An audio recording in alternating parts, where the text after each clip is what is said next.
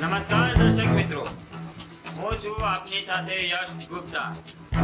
આપ જોઈ રહ્યા છો કલોલના મટવા કુવા વિસ્તારમાં મુસ્લિમ ભાઈઓ દ્વારા 15મી ઓગસ્ટના સ્વતંત્રતા દિનની વિશેષ ઉજવણી કરવામાં આવી. કેટલાક મસ્જિદોમાં રાષ્ટ્રીય ધ્વજ ફરકાવીને સ્વતંત્રતા દિવસની ઉજવણી કરવામાં આવી.